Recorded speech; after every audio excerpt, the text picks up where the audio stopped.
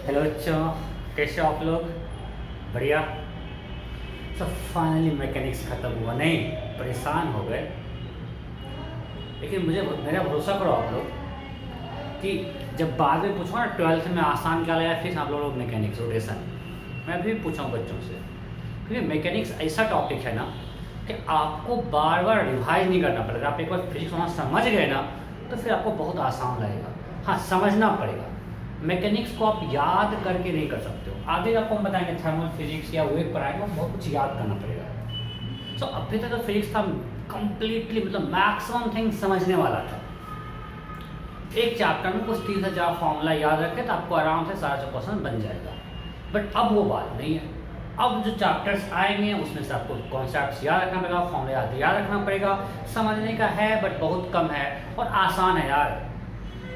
ये सब बहुत आसान फॉर्मूला पुटिंग क्वेश्चन आते हैं तो मार्क्स इधर से अच्छा आसानी से आएंगे, बट प्रैक्टिस करना पड़ेगा। हर टाइप क्वेश्चन प्रैक्टिस करो तो आपको यहाँ क्वेश्चन बनेगा। ठीक है, तो बहुत आसान टॉपिक है। आज तो और आसान पढ़ाएंगे बिल्कुल, जो आप लोग बहुत लोग क्लास 10th में ICSE में पढ़ चुके हैं वही मैं आज पढ़ाने वाला हूँ। सो थर्मल फिजिक्स में हम लोग बात करेंगे हीट और टेम्परेचर की। तो यहाँ पे दो चीज़ है, heat and temperature. So heat versus temperature, ये दोनों सेम या अलग अलग? ये दोनों सेम थिंग या अलग अलग है? हीट और टेम्परेचर सेम या अलग अलग? अलग अलग। आप लोग पढ़ चुके हो। It's a form of energy, it's energy, right? It's energy. Energy है, मतलब इसका असाइनमेंट क्या हो जाएगा? जूल। ये एनर्जी है। और टेम्परेचर क्या है? आप लोग पढ़ते आ रहे हो क्लास 7 से। It's a degree of hotness और coldness of body. It's a degree of hotness और कोल्डनेस ऑफ बॉडी। मैं कुछ भी नहीं छोड़ूंगा, सब कुछ बताऊंगा one by one. It's a degree of hotness और कोल्डनेस। तो basically it decides direction of flow. It decides direction of flow of heat. So temperature decides direction of flow of heat, and heat energy always flows from, it always flows from high temperature to low temperature. It always flows from high temperature to low temperature.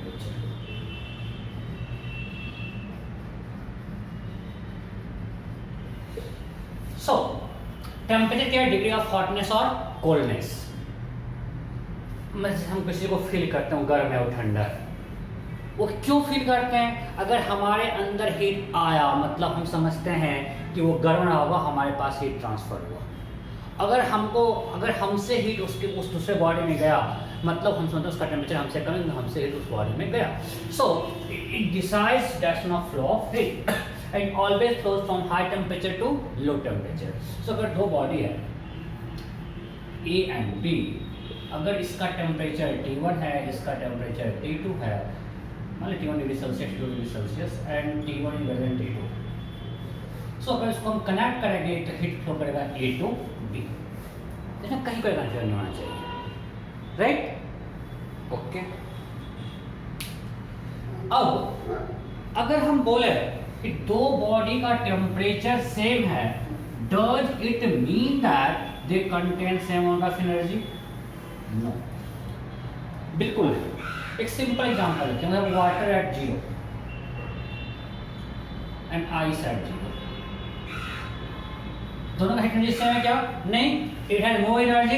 पता है कि अगर ice से water को बनाना है तो हमें ice को हीट एनर्जी सप्लाई करना पड़ेगा। सो आफ्टर सप्लाई हमने यहाँ पे कुछ Q ऐड किया, then will get water at 0। So ice at 0 से वाटर 0 हमने कुछ हीट सप्लाई किया तो obviously it has more energy than this. तो दोनों का टेम्परेचर सेम है बट एनर्जी अलग अलग है। इनफैक्ट हो सकता है हमारे पास दो अलग अलग कोई बॉडी हो, इसका टेम्परेचर T1 है, इसका टेम्परेचर T2 है, T1 ग्रेटर देन T2 है, बट हो सकता है कि heat energy content by this body is less then heat energy content by body 2। ये पॉसिबल है। आपको हम दिखाएं क्यों किस फैक्टर पे डिपेंड करता है। There are many factors, mass, spirit capacity and temperature, वो सब पे डिपेंड करता है। आप लोग थर्मोडायनामिक्स में पढ़ चुके हो, राइट। सो सिर्फ टेम्परेचर से हम लोग हीट एनर्जी के बारे में बोल सकते हैं, कितना एनर्जी कंटेन कर सकता है, उसमें और भी फैक्टर्स हैं। बट अगर हमें टेम्परेचर मालूम है, so we can comment on direction of flow of it. It always flows from high temperature to low temperature. Okay, अब आप लोग पढ़ चुके हो zeroth law of thermodynamics, right. उसमें सिंपल है कि if two bodies A and B are in thermal equilibrium, अगर मान ली कि हमारे पास पृथ्वी बॉडी है, A and B are in thermal equilibrium, are in thermal equilibrium, इसका मतलब क्या हुआ, TA equal to T, right. हमारे पास दो बॉडी है A and B, if they are in thermal equilibrium, so TA equal to TB। सब कुछ ठीक से दिख रहा है भाई, मैं आज चेक नहीं किया हूँ। ओके, सब ठीक है। So if A and B are in thermal equilibrium, so TA equal to equilibrium means temperature same है। And let's assume B and C are in thermal equilibrium, कुछ ना आपको ऑब्वियसली लगेगा ये B and C are in thermal equilibrium, thermal equilibrium means TB equal to TC। so obvious आपको लग रहा है TA equal to TB है, TB equal to TC है, then TA equal to TC means A and C are in thermal equilibrium, are in thermal equilibrium।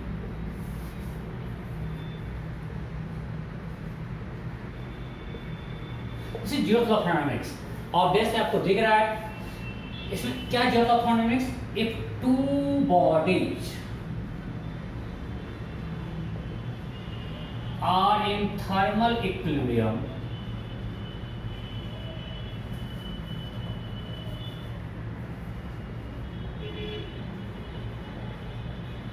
with third body, then they will be in thermal equilibrium with respect to each other. Then they will be in thermal equilibrium with each other. Then they will be in thermal equilibrium with each other. With each other. This is called zeroth law of thermodynamics। यहाँ पर दो बॉडी है A और B। अब यहाँ पे दो बॉडी हमने क्या लिया है, A and C। We have two bodies A and C। जो मैंने एग्जांपल लिया उसमें पास दो बॉडी है A and C, and they are in thermal equilibrium with respect to B, because हमने बोला A और B का टेम्परेचर सेम है, B और C का टेम्परेचर सेम है। सो यहाँ से हम ये कह सकते हैं कि A and C are also in thermal equilibrium with respect to each other because TA equal to TC। Clear, basic है, कोई डाउट नहीं।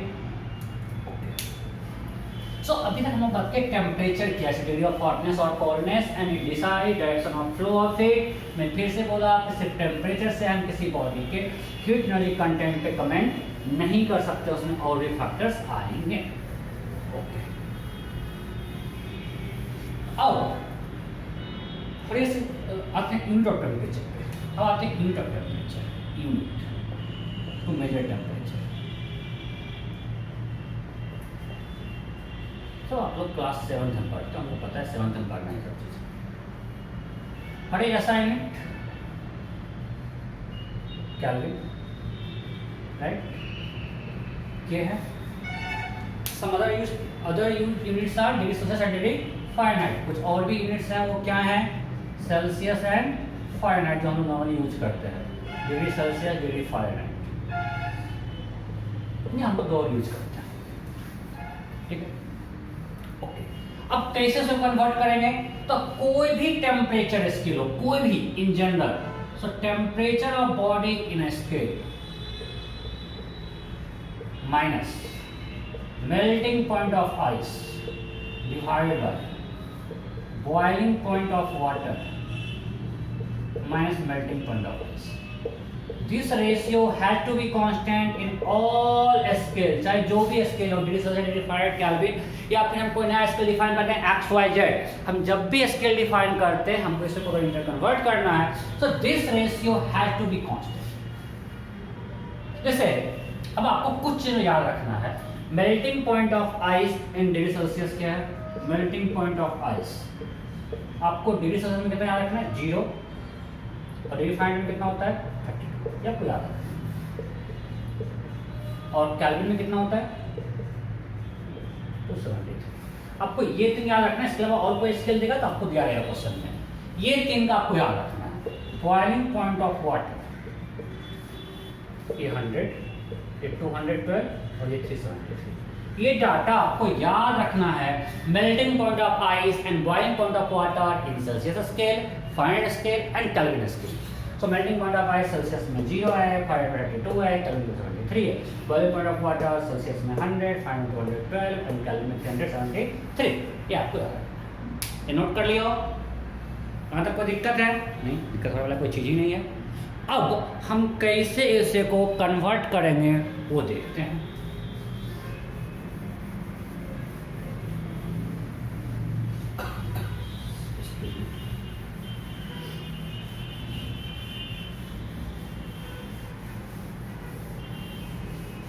अब हम कैसे एक टेम्परेचर 1 यूनिट से उससे यूनिट में चेंज करें। ओके, सो मैंने आपको बोला कि this ratio has to be constant. Temperature of body minus Celsius में सेल्सी है, minus melting point of ice by boiling point of water in Celsius is 100 minus, ये हो गया सेल्सियस की बात। अगर हम फारेनहाइट की बात करें तो temperature in Fahrenheit minus melting point of ice by boiling point of water in Fahrenheit minus melting point of ice.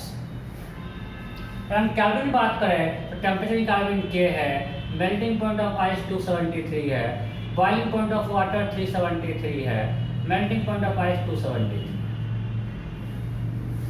अब मान लें कोई नया स्केल x है, उस स्केल x में हम मान लें नया स्केल डिफाइन करें, न्यू स्केल, कुछ भी न्यू स्केल डिफाइन करें।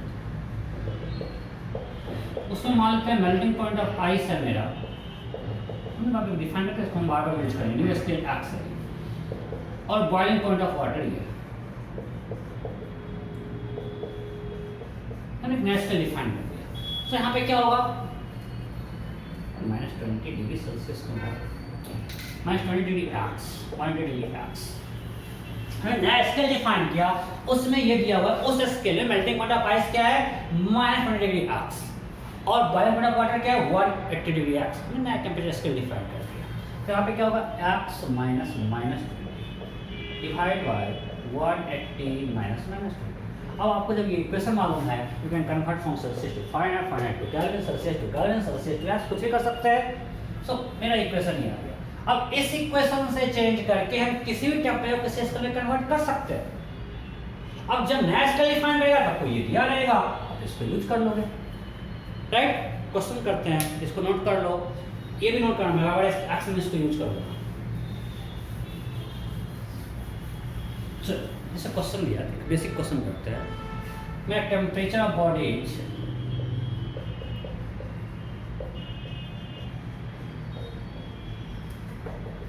मजा आ जाएगा करके 20 डिग्री सेल्सियस, देन फाइंड इस टेम्परेचर इन डिग्री फारेनहाइट। फटाफट आंसर क्वेश्चन लिखते ही आना चाहिए।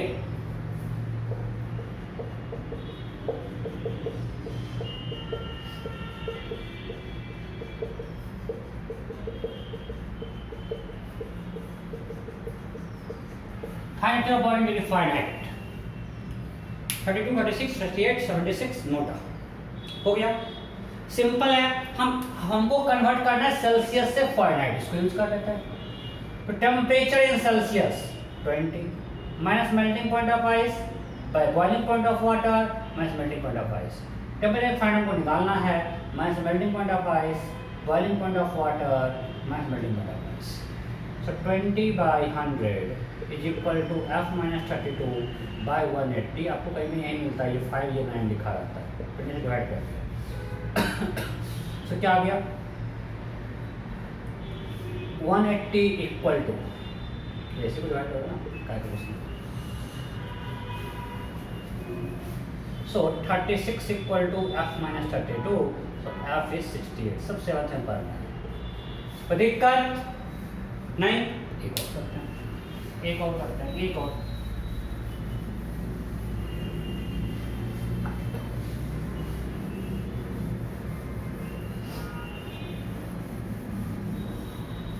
ओके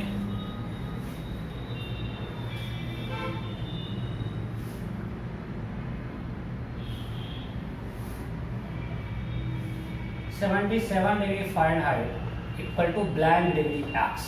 हमने एक्स वहाँ पे डिफाइन किया हुआ है. 77 degree Fahrenheit equal to blank degree X. फटाफट फटाफट.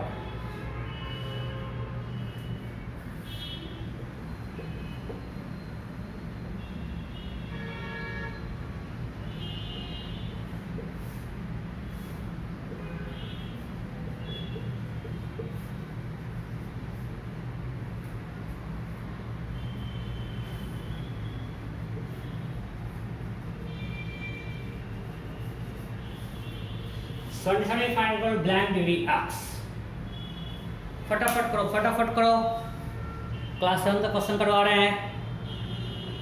हो गया सिंपल. हमको फ़ारेनहाइट से एक्स में कन्वर्ट करना है, तो कर लेते हैं.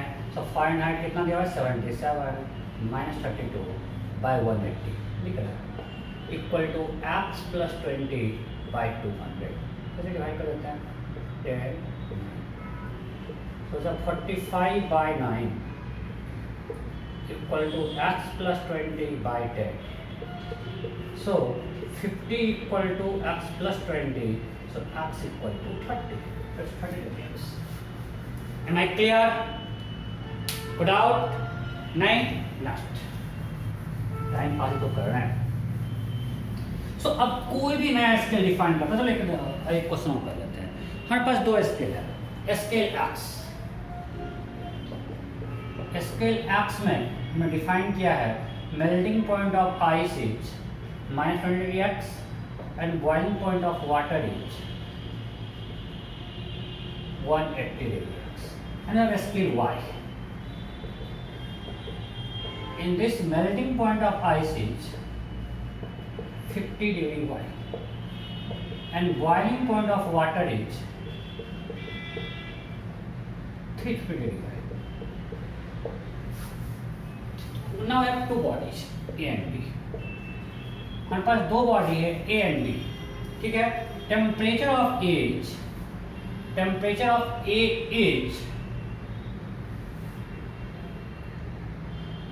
50 डिग्री एक्स. 50 नहीं 40 degree x. Temperature of A is 40 degree X and temperature of B is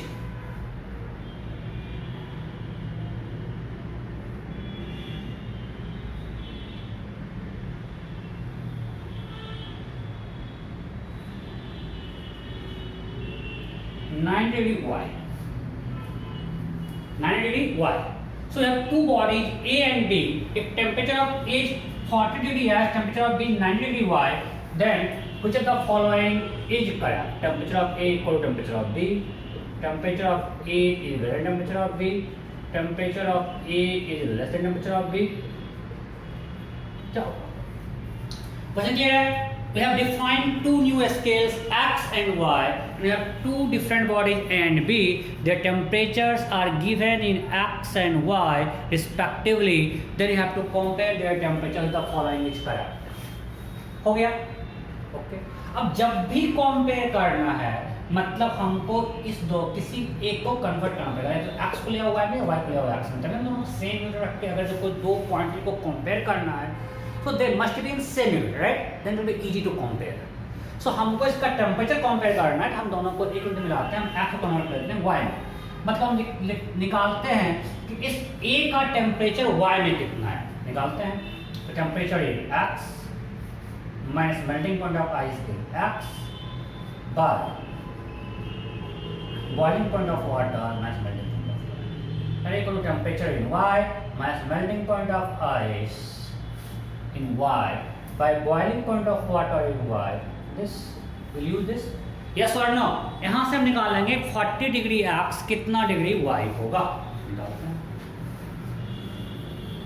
क्या है यहाँ से 60 by 200, right? 40 plus 20, 60 by 200 is equal to y minus 50 by 300.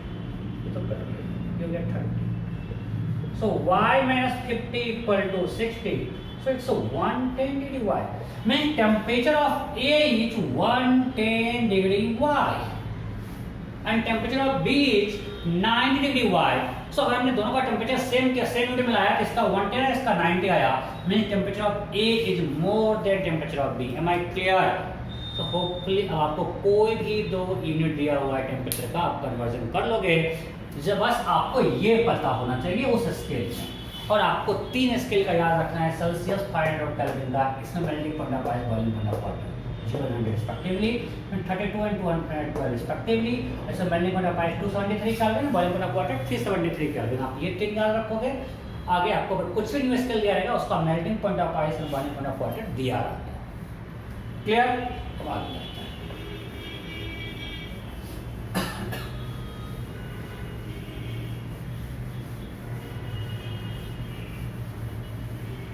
Question है, फाइंड टेम्परेचर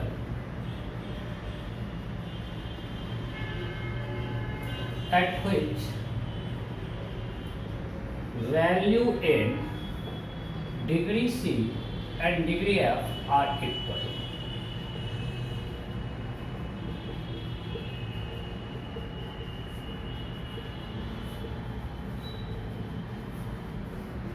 किस टेम्परेचर पे, मतलब जितना डिग्री सेल्सियस रहेगा उतना डिग्री फारेनहाइट रहेगा, दोनों का वैल्यू सेम होगा।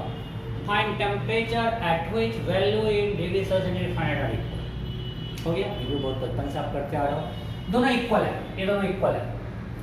मान सेल्सियस x है तो कुछ भी टेम्परेचर x को कंफ्यूजन होगा, कुछ भी t है तो t माइनस 0 बाय 100। फारेनहाइट में t है, दोनों का वैल्यू सेम है भाई, दोनों का वैल्यू सेम है। So 18t equal to 10t minus 320। इधर लाते हैं, माइनस 320 इक्वल टू, कुछ गलती किएगा, 18t equal to 10t minus 320, right.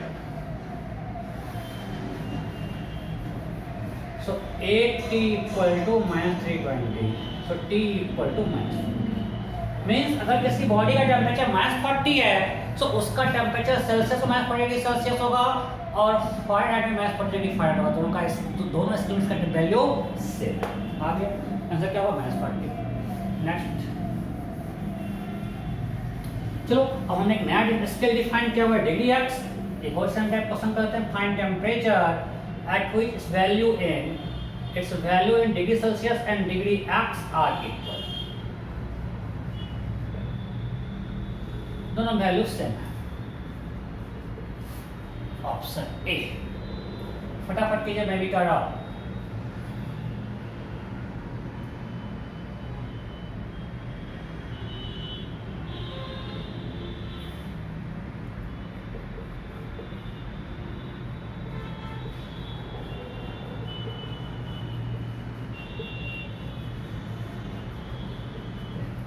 Find temperature at which values in degree C and degree X are equal. इस दोनों का टेम्परेचर वैल्यू सेम है। हो गया क्या? करते हैं, दोनों में सेम टेम्परेचर। अब क्या सेल्सियस और x में इक्वल है, मानते हो t है तो t minus 0 by 100 is equal to x में क्या होगा, t plus 20 by 200। So this got cancelled. What we got, 2t equal to t plus 20, so t is equal to 20, so answer will be 20. Next, 20 degree Celsius is same as 20 degree x। Am I clear? Okay. So अब आपको temperature का unit conversion में hopefully किसी को doubt नहीं होगा। अब next आते हैं, ठीक से करना, if temperature of a body changes by 1 degree Celsius, then find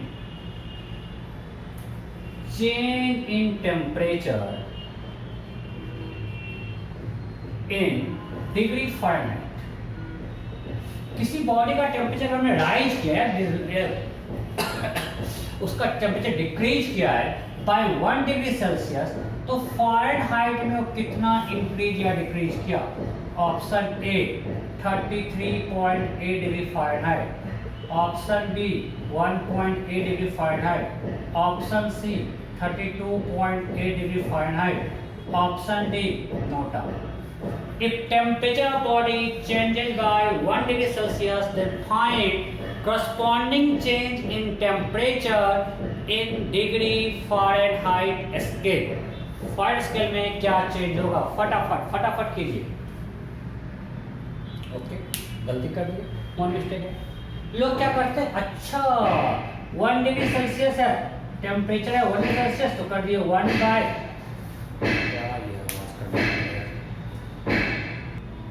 सो इसमें कॉमन मिस्टेक क्या है?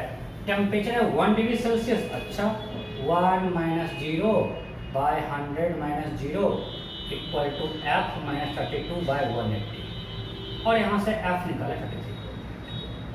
ये सही है गलत? ये गलत है।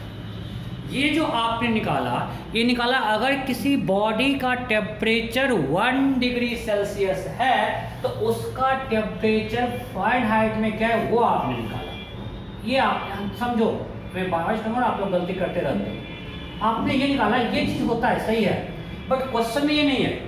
क्वेश्चन में है अगर किसी बॉडी का टेम्परेचर 1 डिग्री सेल्सियस से चेंज किया, difference, if temperature of body changes by 1 degree Celsius, then you have to find corresponding change in temperature in degree Fahrenheit. यहाँ पे चेंज की बात कर रहे हैं। जैसे अभी आपने निकाला, हम उसी को यूज करते हैं कि अगर किसी बॉडी का टेम्परेचर 0 डिग्री सेल्सियस है तो कितना डिग्री फ़ारेनहाइट है? 32 डिग्री फ़ारेनहाइट। और हमने इसको चेंज किया 1 डिग्री सेल्सियस से, मीन्स अब अगर टेम्परेचर गया 1 degree Celsius, so new temperature is 33.8 degree Fahrenheit. अभी निकालेंगे। So if temperature of body changes by, if delta T is 1 degree Celsius, then delta T in Fahrenheit क्या होगा? 1.8 degree Fahrenheit. देखो ये कितना से चेंज हुआ है? 1.8 degree Fahrenheit. Means change in temperature by 1 degree Celsius is equivalent to change in temperature by 1.8 degree Fahrenheit. यहाँ पे हम बात कर रहे हैं चेंज इन टेम्परेचर का। इसका एक और तरीका है जो आसान है इससे। यहाँ पे हमने 2 का वैल्यू निकाला, फिर किया। इससे आसान है कि हम नंबर ऑफ स्केल्स देखते हैं। जो मेरा स्केल है टेम्परेचर का, सेल्सियस में बात करते हैं। मेल्टिंग पॉइंट कितना है? Melting point of 0 degree Celsius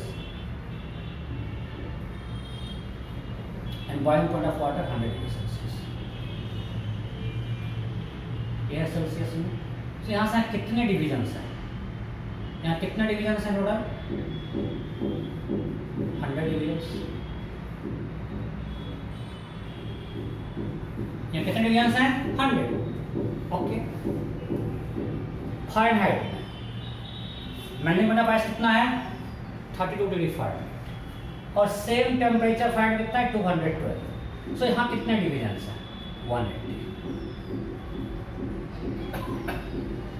Means if we move by 100 division in Celsius, 100 divisions in Celsius is equivalent to 180 division in Fahrenheit। Means अगर सेल्सियस में आप 100 डिवीजन मूव करते हो, अगर ये डिवीजन किया हुआ है 111 का, अगर आपने 100 डिवीजन मूव किया तो यहाँ पे कितना मार्क मूव करोगे? 180 मार्क। अगर 1 का डिफरेंस पे डिवीजन देते हो, सो अगर इसमें 1 डिवीजन मूव करेंगे इसमें कितना होगा? 1.8। मीन्स अगर हम इस यहाँ पे 1 डिग्री सेल्सियस ऊपर जा रहे हैं तो यहाँ पे 1.8 डिग्री फारेनहाइट ऊपर जाएंगे, बिकॉज इसका 1 डिवीजन ऊपर जाना इसके इक्विवेलेंट है यहाँ पे 1.8 डिवीजन। यस और नो? Good out. सो अगर आपको ये आ गया तो आप कुछ भी कर सकते हो। नया और देते हैं।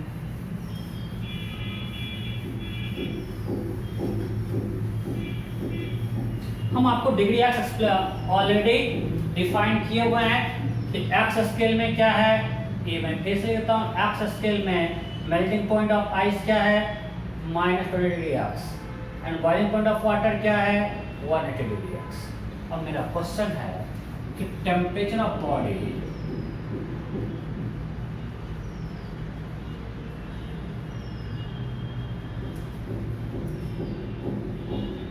divided by 9 degree Fahrenheit, then find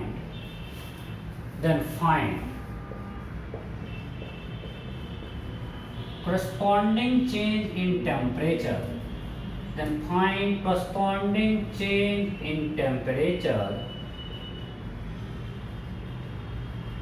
in degree X. If temperature of body rises by 9 degree Fahrenheit, अगर आपने Fahrenheit बढ़ाया 9 डिग्री तो X में कितना राइज करेगा? Option A 5, option B 2.5, option C 10, option D 9।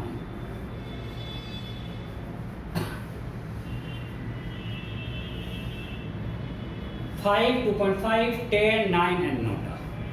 X में टेम्परेचर कितना rise करेगा या क्या चेंज होगा? हो गया सिंपल। नंबर डिवीजन देख लेते हैं। फाइव में कितना डिवीजन है? 180। अभी देखें, और इसमें कितना डिवीजन है? -20 से 180, 200।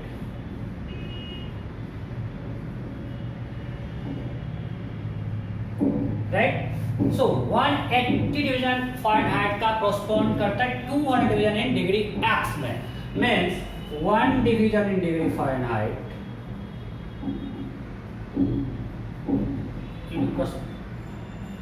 means 200 by 180 divisions in degree x.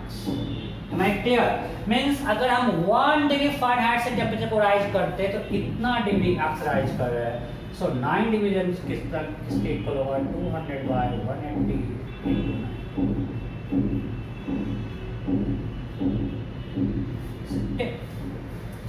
Am I clear? If temperature rises by 9 degree Fahrenheit, we are rising temperature by 10 degree x. कैसे क्लियर है कि अगर हम फारेनहाइट में 180 डिवीजन मूव कर रहे हैं, मतलब डिग्री एक्स में 200 मूव कर रहे हैं, तो अगर इसमें 1 मूव करें, इसमें 200 बाय 180 मूव कर, 9 मूव करें कितना? अब आप डेल्टा टी का भी बात कर सकते हो। एक और आसान सा कर लेते हैं, आसान सा एक और जो बहुत ज़्यादा यूज होता है। आप लोग थोड़ा इसमें यूज किए होंगे।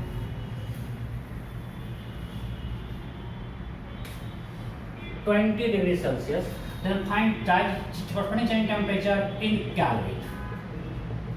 Kelvin में क्या होगा?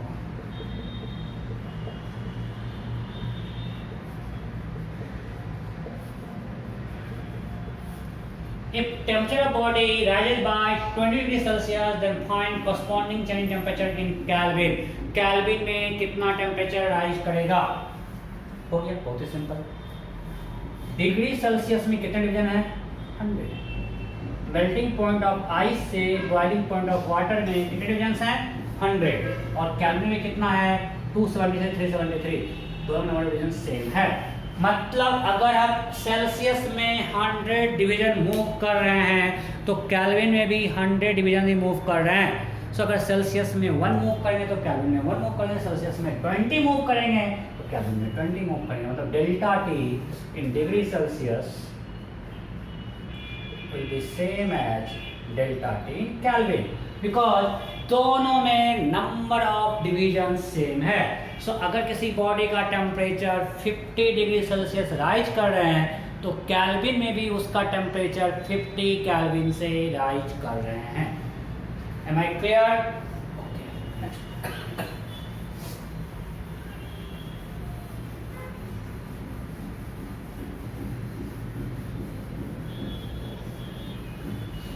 सो टेम्परेचर की बात कर ली, काफ़ी बात कर ली, फिर आते रहेगा। अब आते हैं हीट एनर्जी की बात। जब हम हीट की बात करते हैं उसमें आता है हीट कैपेसिटी। अच्छा, उसके पहले एक और चीज़ हमने लिखा C और F का इसकी बहुत यूज होता है। C minus 0 by 100 minus 0 is equal to F minus 32 by 212 minus 32। So C by 100 is equal to F minus 32 by 180। आपको बहुत ज़्यादा मिलता है, 20 से डिवाइड कॉमन ले लिया है। सो यहाँ से सकते हैं F इक्वल टू ना, याद है मैं नहीं बोल रहा हूँ, बस मैं आपको कुछ दिखाऊँ।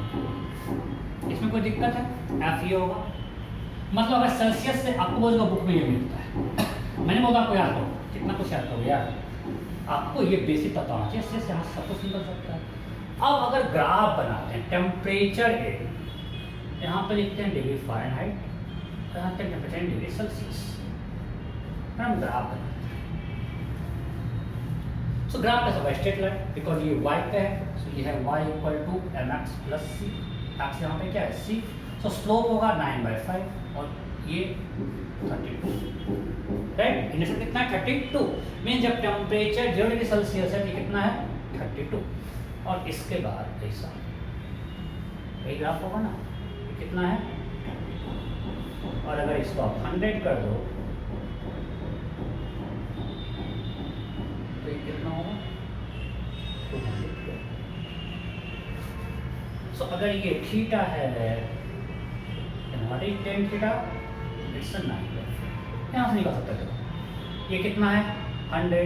ये कितना है? 180, जो आपको निकल रहा है अभी, जो आपको निकल रहा है यहाँ से यहाँ का, ये 100 डिग्री सेल्सियस है। सो ये कितना है? एक्स में कितना मूव किए हैं, सेल्सियस में कितना मूव किए हैं? 100 में कितना मूव कर चुके हैं? 180। So what is slope? 180 by 100, 9/5 आ रहा है ना। सो अगर हम टेम्परेचर स्केल को, अगर हम टेम्परेचर को यहाँ फाइंड रखें, सेल्सियस रखें, तो ऐसा ग्राफ है, राइट? अब आप यहाँ पे सेल्सियस यहाँ लिख के ग्राफ बना सकते हो, राइट? ओके, सो आगे सो टेम्परेचर यहाँ पे एंड करते हैं, काफ़ी कुछ कर रही है। अब आते हैं हीट में। ना हम लोग हीट की बात करते हैं, सबसे पहले बात करते हैं हीट कैपेसिटी की। हीट कैपेसिटी, हीट कैपेसिटी,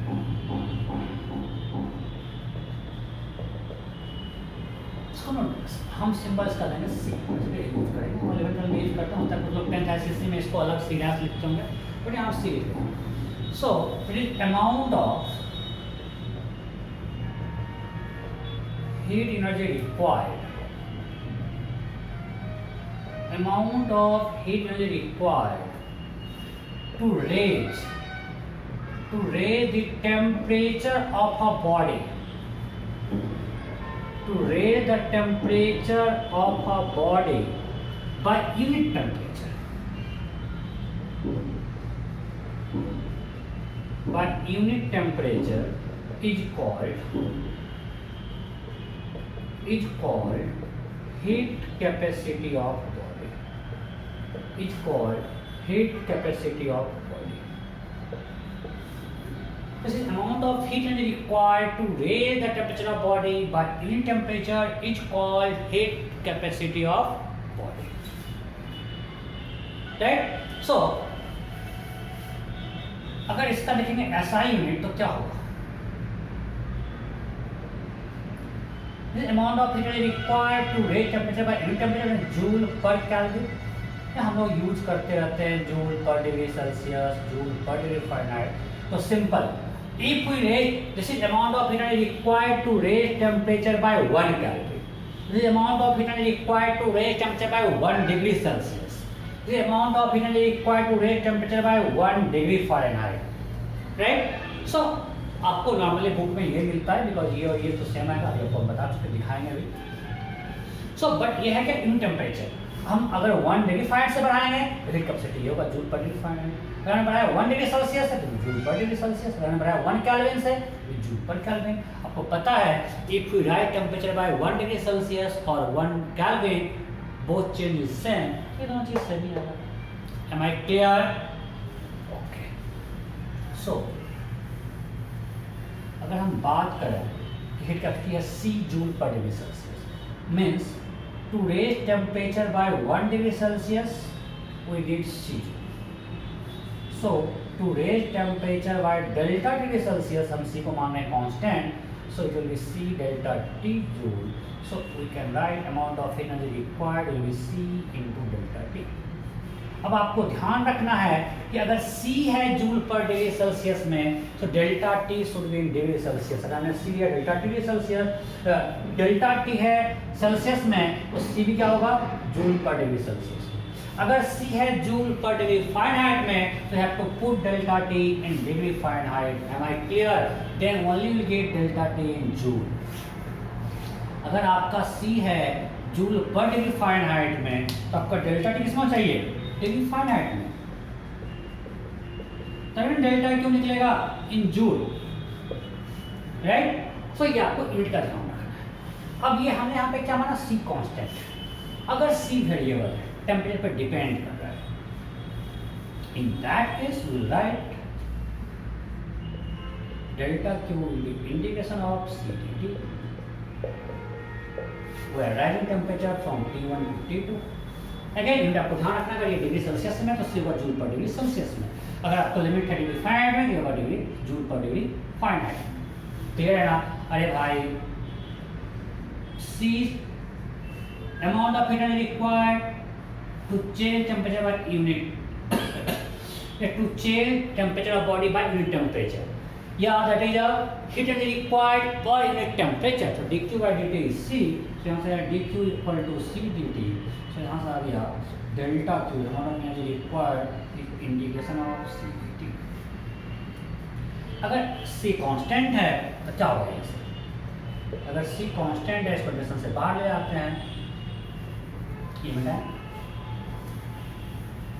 सो अगर आप यहाँ से लिखोगे इफ C इज कांस्टेंट तो टेम्परेचर पे डिपेंड नहीं कर रहा है, उसको कंडीशन से बाहर ले लेंगे.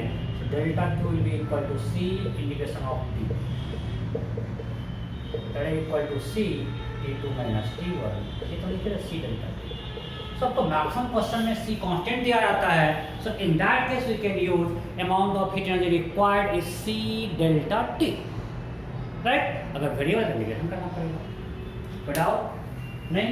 सब क्वेश्चन बेसिक फॉर्मूला पुटिंग हो, V equal formula putting C delta T करते हैं, मजा आ जाए.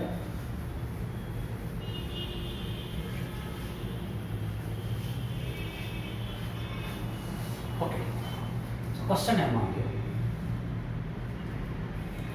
If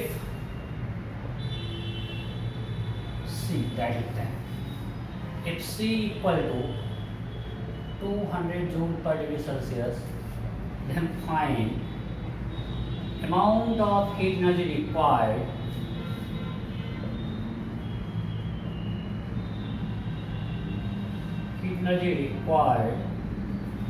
to change the temperature of body, to change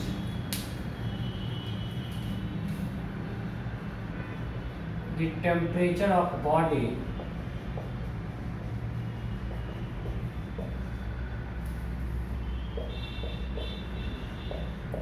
by 15 degrees Celsius. If heat capacity of body is 200 degrees Celsius, 200 joule per degree Celsius, then find amount of heat energy required to change temperature of body by 15 degrees Celsius. Option A. मजा आ जाएगा, खटास सारा question ऐसा ही है नहीं? और ये भी गलत किए ना तो जान ही मारे।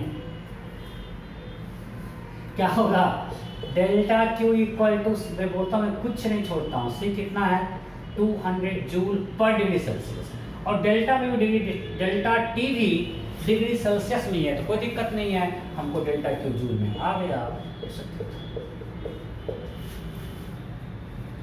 क्या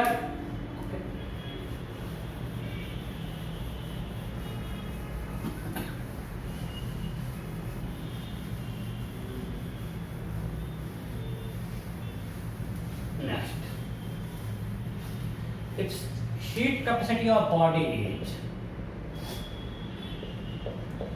200 joule per degree Celsius. Find amount of heat energy required to change the temperature of body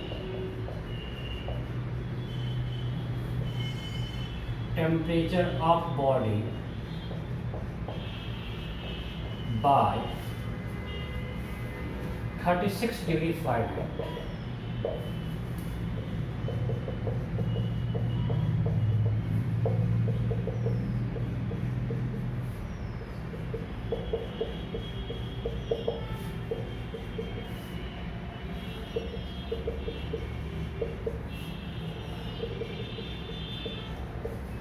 If heat capacity of body is 200 joule per degree Celsius, then find amount of heat energy required to raise the temperature of body by 36 degree Fahrenheit. हो गया। अब यहाँ पे गलती नहीं करना है, ठीक है, सी कांस्टेंट है, ये यूज कर सकते हैं, बट यहाँ पे सी है जूल पर डिग्री सेल्सियस में और ये है डिग्री फ़ारेनहाइट में। मैं बोलूँगा इसको उसी यूनिट में रखो, इसका यूनिट चेंज करो। सो अगर डेल्टा टी है 36 डिग्री फ़ारेनहाइट तो सेल्सियस में कितना होगा 36/1.8, आज ही बताए हैं। So change in temperature in degree Celsius scale is 20 degree Celsius. Since C has been given in joule per degree Celsius, so we need to find change in temperature in degree Celsius. So कितना आया 20. So delta Q equal to C into delta T. So this much joule. So it's a 4000 joule. Clear? Next. हमेशा आप जो है C का unit रखो, delta T को सी वाले यूनिट में ले आओ। एक और करते बिल्कुल सेम टाइप, इसमें किसी की गलती नहीं होना चाहिए। मेरा एक्स स्केल डिफाइन क्या हुआ है, melting point of ice -20, boiling point of water 180 x, right, वो आपको ध्यान में रखना है। X scale melting point -20 x, अरे हाँ अपने आइटम बना दिए, याद नहीं करना है अभी के लिए, ठीक है। Now, if C of a body is 400 joule per degree X, so 400 joule per degree X, then question is find delta Q for delta T is 20 degrees Celsius. Means you have to find amount of energy required to raise temperature of body by 20 degrees Celsius. Option A 8000. Option B 4000, option C, option D, option B. Find amount of energy required to raise temperature of body by 20 degree Celsius. हो गया।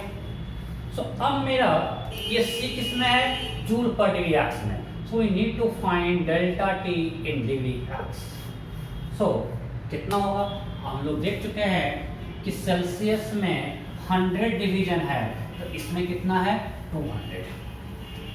सो 100 division in Celsius is equivalent to 200 divisions in degree X. दिख रहा है ना कि if we raise temperature by 100 degree Celsius, we are rising temperature by 200 degree X. So 1 division in C will be equal to 2 division in X. So हमने कितना सा rise किया यहाँ पे 20। So 20 division in C will be equal to 20 into 2, that is 40. When delta T is 40 degree X. So change in temperature, मैं बार बार भौंक रहा हूँ, इसमें गलती नहीं करना है. चेंज टेम्परेचर आप लोग को इतना बार में आ चुका होगा कन्वर्ट करना कि change in temperature by 20 degree Celsius is equivalent to change in temperature by 40 degree X. So delta Q will be C, 400 joule per degree X into delta T. So 16,000 joule. Clear? Next. Next.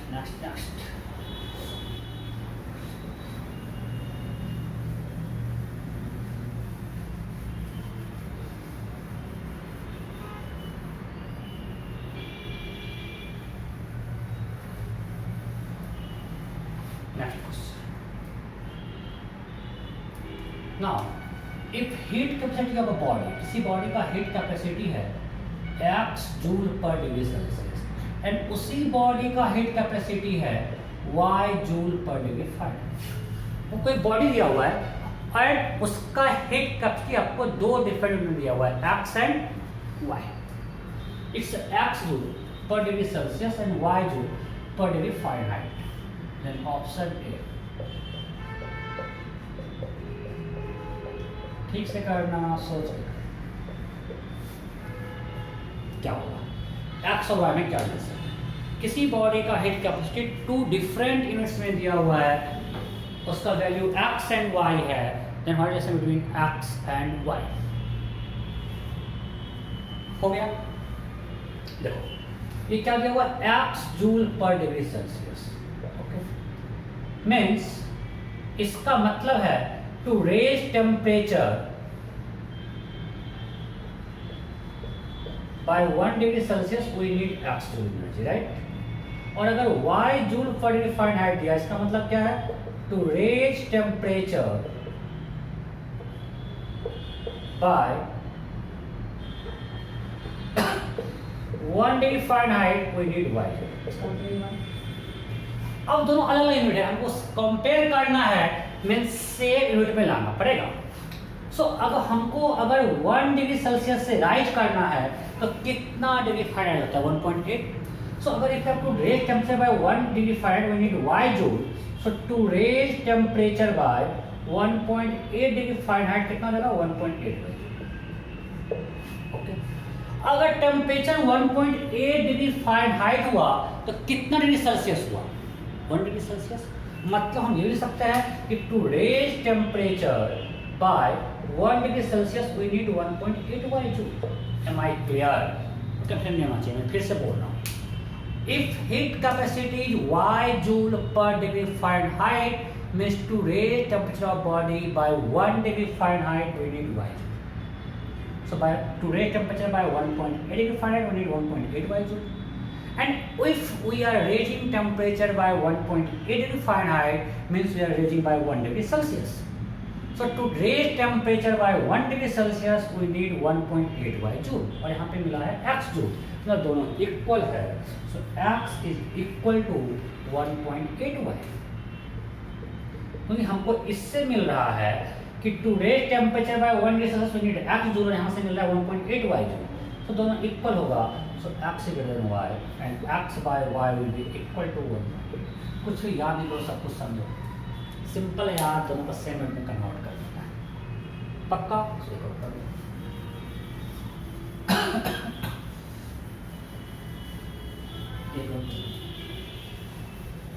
मेरा x scale define किया हुआ है वही melting point of ice -20, boiling point of water 120. उसको use करना है. If heat capacity of a body is A joule per degree Celsius and B joule per degree X, so A by B equal to 1.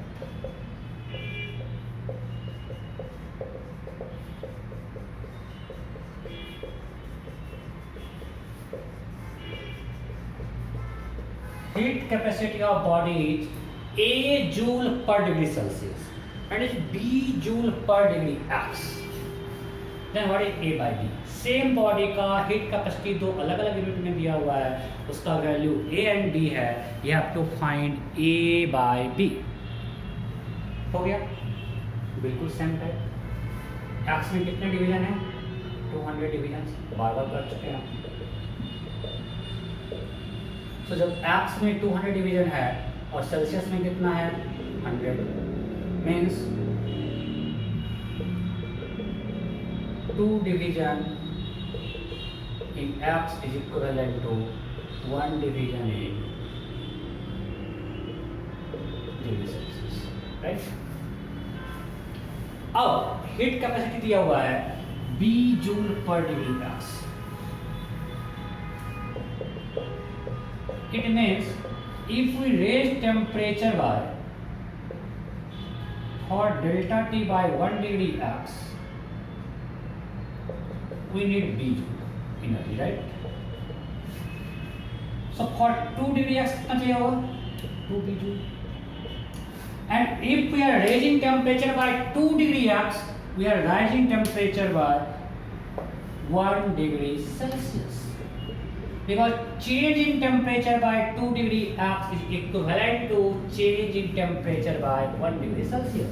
Means to raise temperature by 1 degree Celsius we need 2 B joule.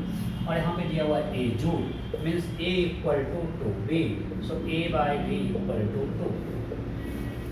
तो दिक्कत नहीं, दिक्कत तो अगला class में मैंने काफ़ी explain कर दिया इसको। नेक्स्ट, मैं पूरे क्लास में आज तो डेल्टा टी का यूनिट तो बता रहा हूँ।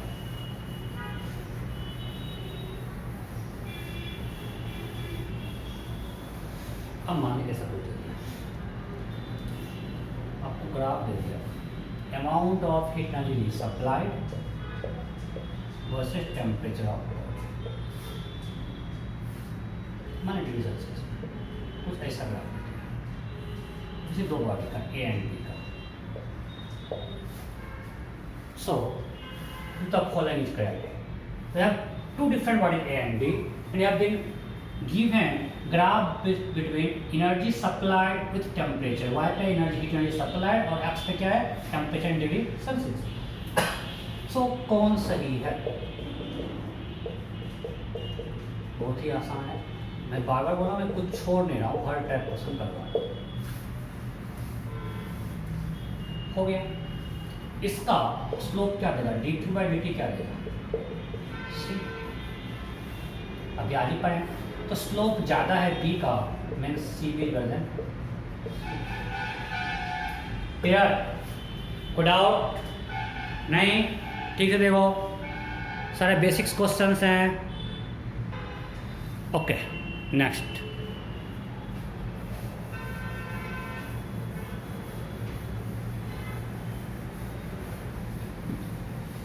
let's assume heat capacity of a body is 20 plus 10 T joule per degree Celsius, where T is in degree Celsius. T is in degree Celsius. Then question is find amount of heat energy required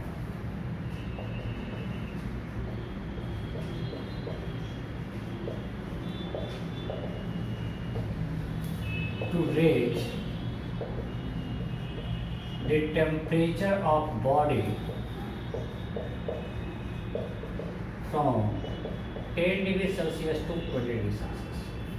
किसी body का heat दिया हुआ 20 plus 10 T joule per degree Celsius, so temperature in degree Celsius. Then question is find amount of energy required to raise the temperature of body from 10 degree Celsius to 20 degree Celsius. Option A.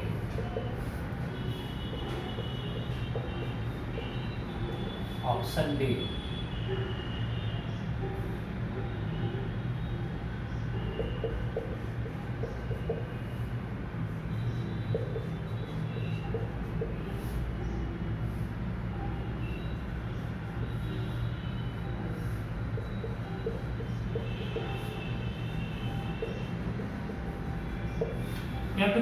You have been given T in degree Celsius. हो गया। तो यहाँ पे क्या use करेंगे, अब यहाँ पे c कांस्टेंट नहीं है तो हम c को इंटीग्रेशन से बाहर यूज करते हैं और टेम्परेचर को T1 से T2। अब आपका डिग्री पर सेल्सियस में, ये भी डिग्री सेल्सियस में, ये भी है डिग्री सेल्सियस में, कोई दिक्कत नहीं है। सो सबको सेगमेंट किया हुआ है, तो c है यहाँ पे 20 प्लस 10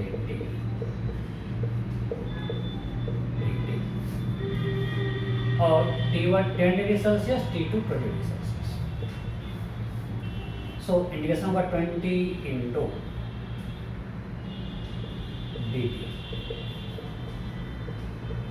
प्लस 10 t dt। कोई दिक्कत नहीं? Okay, so we can write delta Q equal to 20, limit रख दिए 20 minus 10 plus 10 t square by 2 10 to 20, so it's a 20 into 10, 200 plus 5, 20 square minus 10 square, so 200 plus 1500, this much joule, so answer is 1700 joule. Am I clear? So हम लोग काफी कुछ कर लिए heat capacity पे। अब नेक्स्ट चलते हैं स्पेसिफिक हीट कैपेसिटी। फिर से सब कुछ रिपीट हो रहा है। स्पेसिफिक हीट कैपेसिटी, उसका हम लोग सिंबल लेंगे S।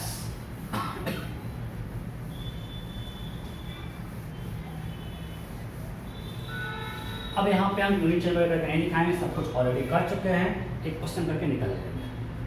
Specific heat capacity, specific heat capacity, heat capacity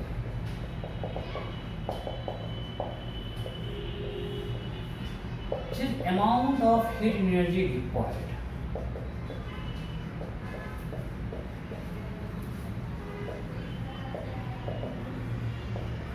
to raise the unit mass of substance, to raise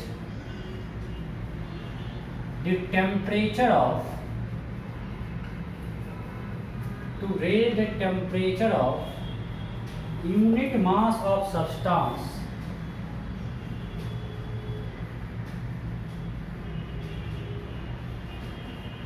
by unit temperature। सो एक डिफरेंस है, हम लोग जब बात करते हैं हीट कैपेसिटी की तो हम किसी बॉडी के लिए बात कर रहे थे, और अब ये सब्सटेंस की प्रॉपर्टी आ गया, मींस वाटर का कुछ हीट कैपेसिटी होगा, स्क्वायर्स का एल्युमिनियम कुछ अलग वैल्यू होगा, मींस हम यहाँ बात कर रहे हैं सब्सटेंस की, यहाँ पे बॉडी की बात नहीं कर रहे। वहाँ पे आयरन का ही दो, जब हम बात करते हैं हीट कैपेसिटी का, अगर आयरन का दो बॉडी, एक का मास 2 kg, एक का मास 5 kg, मेरे पास दो बकेट है आयरन का, एक का मास है 2 kg, एक का मास है 5 kg, सो दोनों का हीट कैपेसिटी अलग अलग होगा। पर अगर हम बात करें स्पेसिफिक हीट कैपेसिटी, दोनों बना हुआ आयरन का, दोनों का स्पेसिफिक हीट कैपेसिटी सेम होगा। तो इस प्रॉपर्टी ऑफ सब्सटेंस, यहाँ बॉडी की बात नहीं कर रही हूँ, यहाँ पे मास हमने दे दिया यूनिट मास, राइट। सो तो सिंपल फिशिंग में लगाते हैं कि अगर मानते हैं यूनिट मास लेते हैं, इसका असाइनमेंट क्या होगा, हरी असाइनमेंट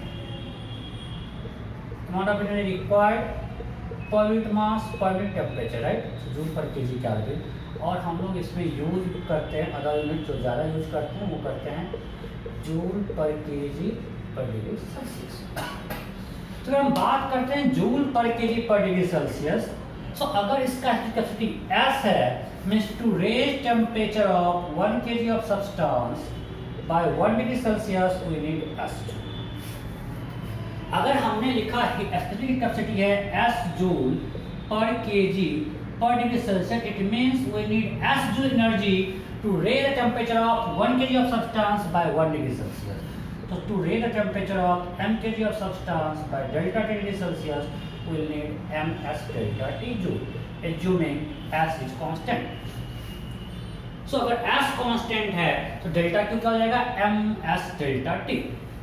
So अगर S टेम्परेचर इंडिपेंडेंट है, in that case delta Q will be equal to ms delta T. So delta Q will be equal to ms delta T. और मैक्सिमम केस में आपका S टेम्परेचर इंडिपेंडेंट है, अगर temperature dependent है will be m integration of acidity, right. उस case में S integration से बाहर नहीं है। बेसिकली मेरा जो है वो है dq/dt is equal to ms। अगर आप कंपेयर करो, मेरा डेल्टा क्यू इक्वल टू क्या था, c delta t, that is equal to ms delta t, means c is equal to ms। So heat capacity of body equal to its mass into specific heat capacity. अगर आपको किसी body का मास और उसके material का, जिस substance का बना हुआ है उसका स्पेसिफिक हीट कैपेसिटी रहेगा, then you can find heat capacity of that body, right. So यहां से फिर से आ रहा है dq equal to ms dt। So integrating both side, delta q equal to m integration of ms dt। आ रहा है, कोई दिक्कत नहीं? Okay, simple. क्वेश्चन करते हैं, किसी क्वेश्चन करते हैं, बाहर निकलते हैं। अब यहाँ पे हम नहीं करवाए joule per kg per degree Celsius है, फिर जूल पर केजी पर फahrenheit है, उस समय कुछ रखा नहीं है, आपका बहुत क्वेश्चन करवा चुके हैं। तो एक क्वेश्चन करते हैं, आगे निकलते हैं।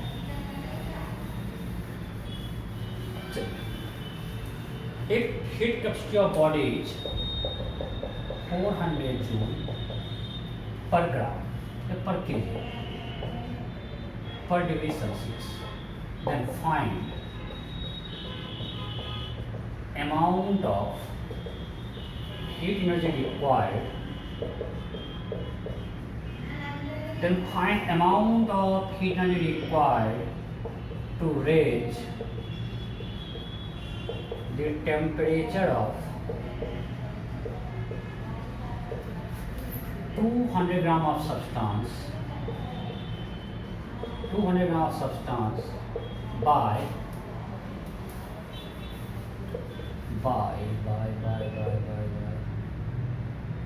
18 degree Fahrenheit, by 18 degree Fahrenheit. So specific heat capacity of substance is 400 joule per kg per degree Celsius. Then find amount of heat energy required to raise the temperature of 200 grams of substance by 18 degree Fahrenheit. सब formula फिर पढ़ने क्या मजा आ रहा होगा, नहीं?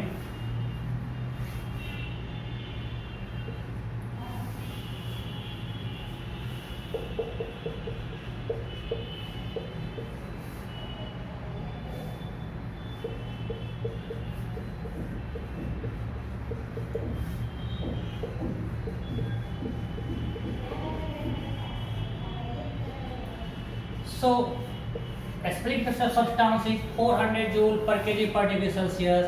Then find amount of heat energy required to raise the temperature of 200 gram of substance by 18 degree Fahrenheit. क्या होगा? फटाफट करो, फटाफट करो।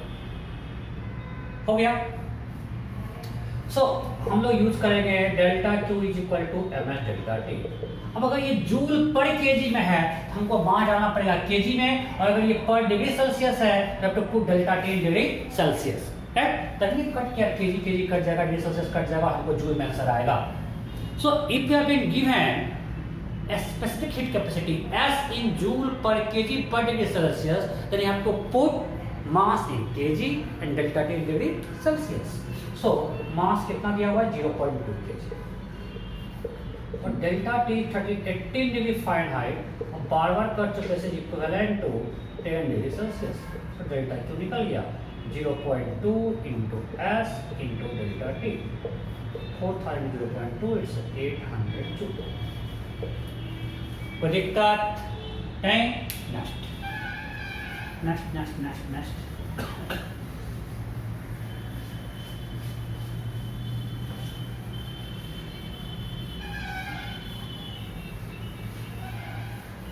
if mass of a body is 500 gram and a specific capacity of substance from which body is formed is 280 joule per kg per degree Celsius, then question is find heat capacity of body। Question clear? Its mass of body is 500 gram and a specific heat capacity of substance from which body is formed is 280 joule per kg per degree Celsius, then find its heat capacity option A 140 joule per degree Fahrenheit, option B 140 joule per degree Celsius, 140 joule per kelvin. Both B and C. फटाफट, if you have been given mass and s, you have to find heat capacity। फटाफट हो गया, simple. हमको पता है कि C equal to m into S होता है। अब ये दिया हुआ जूल पर के एस एम का मतलब बनेगा केजी में 0.5, यहाँ से आया 280। अगर आप देखोगे ऐसे लिखो, तो कंफ्यूजन हो रहा है तो लिखो 0.5 kg into S is 280 joule per kg per degree Celsius. KG तो कटेगा, बचा क्या 140 जूल पर डिग्री सेल्सियस। ये बचा 280 इंटू 0.5 क्या हो गया 140 जूल पर डिग्री सेल्सियस। अब ये तो आंसर है, ये होगा या नहीं होगा? होगा। क्यों होगा? देखो पता है कि rising temperature by 1 degree Celsius, मतलब अगर हम किसी बॉडी का टेम्परेचर 1 डिग्री सेल्सियस से बढ़ा रहे हैं तो चेंज वहाँ पे 1 केल्विन भी है। मैं जितना हीट चाहिए 1 डिग्री सेल्सियस टेम्परेचर बढ़ाने के लिए उतना हीट एनर्जी चाहिए to raise temperature by 1 Kelvin. तो दोनों सेम, तो आंसर ठीक हो जाएगा। कोई दिक्कत नहीं।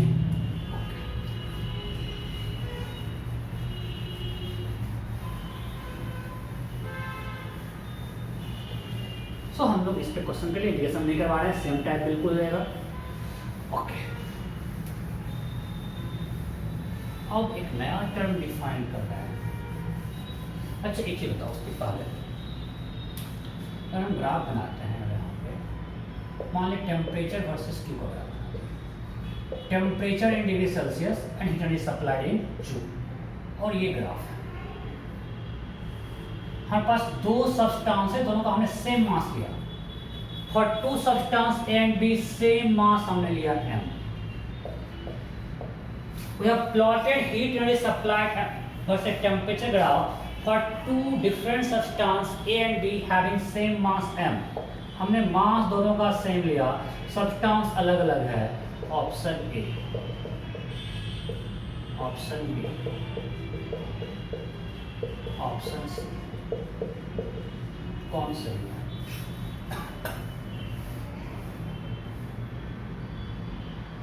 हो गया। अच्छा यहां पे स्लोप क्या होगा? dt by D Q 1/ms। अभी पढ़े हैं dq बाई dt ms। तो यहाँ पे y पे टेम्परेचर है और x पे q है, तो dt बाई डी 1/ms। अब दोनों का मास सेम है, तो अगर slope of b is greater slope of a, जिसका स्लोप ज्यादा उसका s कम, तो इट्स 1/ms। सो sb is less than s, right? कोई डाउट? जिसका s ज्यादा है उसका स्लोप कम है। Am I clear? Okay, next next thing is 1 calorie. हम लोग कैलोरी को डिफाइन करें। कैलोरी, इसको मैकेनिकल कॉन्सेप्ट बोलते हैं, आगे आ रहा है।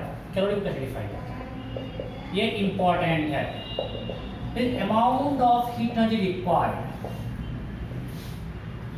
Amount of heat energy required to raise the temperature of, to raise the temperature of 1 gram of water from 14.5 degrees Celsius to 15.5 degrees Celsius at atmospheric pressure is called 1 calorie। आपको एक temperature range भी याद रखना है, हर NTSC से लेकर जे advance तक हर exam में पूछोगे। This is amount of heat energy required to raise the temperature of 1 gram of water from 14.5 to 15.5 degrees Celsius is called 1 calorie. So यहाँ तक कोई डाउट है क्या? नहीं? पक्का? अब इसमें कहा है कि ये हमने रेंज क्यों डिफाइन किया? सिंपली 1 डिग्री सेल्सियस करते हमने रेंज इसलिए डिफाइन किया, आपको बता चुके हैं कि ऐसा नहीं कि एस हमेशा टेम्परेचर इंडिपेंडेंट होगा, तो डिपेंड्स ऑन टेम्परेचर। तो हमको जब कोई फिक्स थिंग डिफाइन करना है तो उसका एक फिक्स वैल्यू होना चाहिए, तो इसमें वो एक ऑलमोस्ट एक कांस्टेंट वैल्यू है, उसको हमने डिफाइन कर दिया। ठीक है, इसको हम बोलते हैं 1 कैलोरी, और 1 calorie is equal to 4.2 joule. So means ये जो है हम लोग इसको मानते हैं मैकेनिकल एनर्जी के लिए जूल, और कैलोरी को मानते हैं हीट एनर्जी के लिए। मतलब ये हीट एनर्जी और मैकेनिकल एनर्जी को दोनों के आपस में रिलेशन दे रहा है, दोनों का आपस में क्या रिलेशन है वो हमको दे रहा है, इसलिए 4.2 is also called mechanical equivalent of heat. इस 4.2 ये जो वैल्यू है this is called mechanical equivalent of heat. Means heat energy जो 1 कैलोरी है equivalent to mechanical energy of 4.2 joule. Clear? यहाँ तक कोई डाउट नहीं? ओके।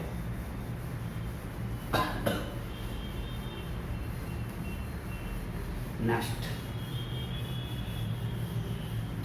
अब जो है एक नया टर्म डिफाइन करते हैं, water equivalent.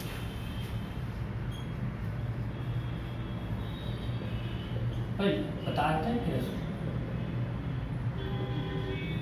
Water equivalent, this is amount of water which requires same amount of heat energy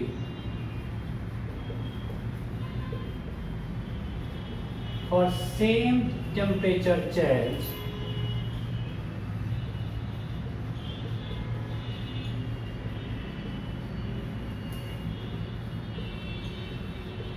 is called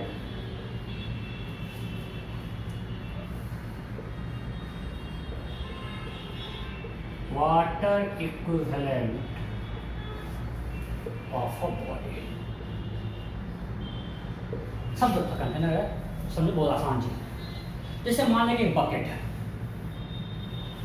अब इस बकेट का हमें मास और एनर्जी हमको सिर्फ दिया हुआ है कि इसका वाटर इक्विवेलेंट, इस बकेट का वाटर इक्विवेलेंट 5 kg ये आपको दे दिया, ये लोग डाटा यूज करते हैं।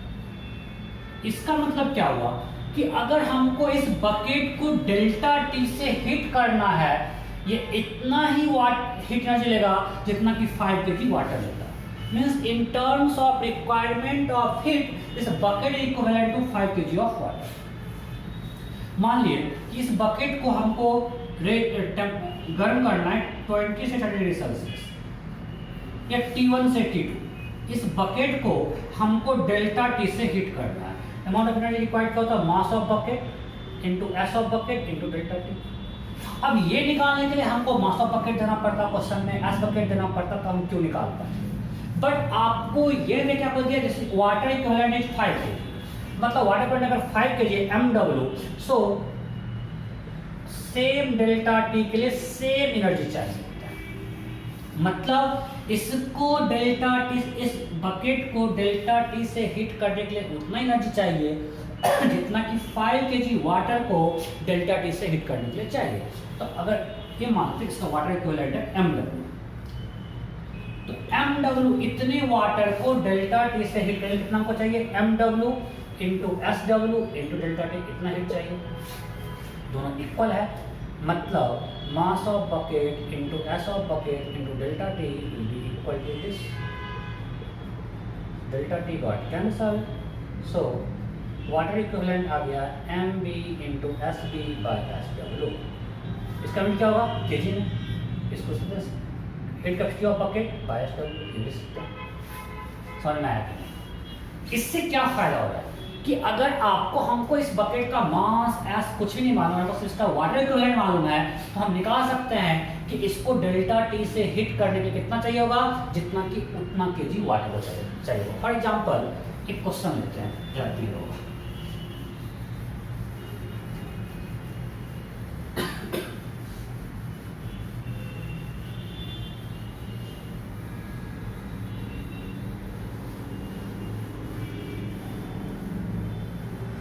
मान लिए आपको दे दिया कि बकेट है, इस बकेट का वाटर इक्विवेलेंट है 6 kg एंड एस वाटर आपको याद भी रखना है, it's 4200 joule per kg per degree Celsius. Then question is find amount of heat energy required to change the temperature of bucket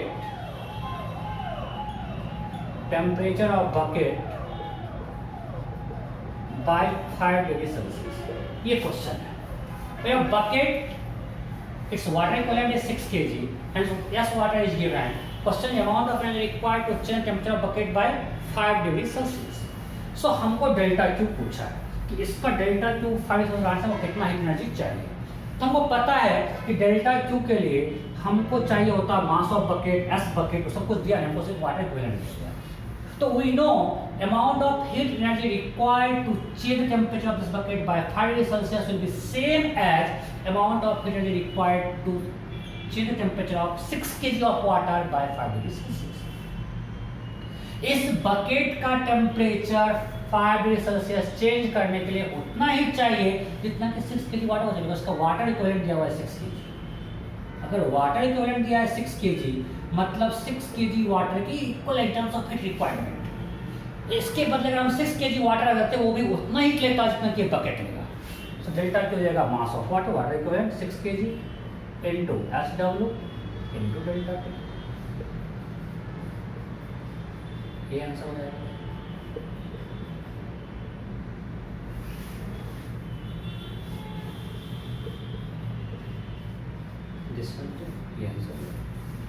clear? कोई डाउट? सो वाटर इक्विवेलेंट हम लोग use करते हैं बस अपना मतलब डाटा जो दिया रहता है क्वेश्चन में उसको बचाने के लिए, इसको स्टैंडर्ड लैंग्वेज में हिट में यूज किया जाता है। हम लोग वाटर का बहुत ज़्यादा यूज करते हैं हर जगह कैलकुलेशन में, इसलिए वाटर के टर्म में हम यहाँ पे डाटा देते हैं। क्लियर? तो नेक्स्ट क्लास में मैं यहीं से इसी पे क्वेश्चन कंटिन्यू करूँगा। फर्स्ट स्टेप क्वेश्चन करना, फिर जाएंगे मिक्सिंग और फेज चेंज में। ठीक है? Okay, bye bye.